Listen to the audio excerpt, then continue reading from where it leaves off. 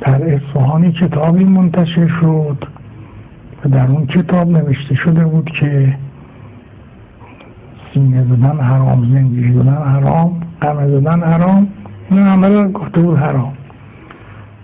کتاب چاپ شده و خود دست مردم و جوان و مستند کرده بودن به امام. فتوای ایشون اینه. من رفتم، من مشرف شدم عراق و رفتم نجف و که ایشون رو زیارت کنم و رفته بودن کربلا.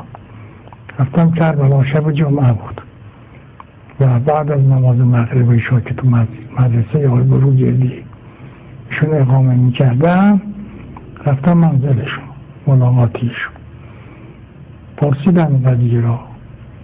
تا من اینو گفتم ایشون خیلی ناراحت شدن، فرمودن به من نسبت داد. گفتم بله. من تکذیب کنی. ایشون رفتن تو اندرونی و ما اومدیم بیرون و 2 مرتبه ایشون فرستادن دنبال من. رفتم تو اندرونی، یه اتاقی دیگری بود و یه میزه کوچیکی هم بود جلوشون نشسته بودن پشت.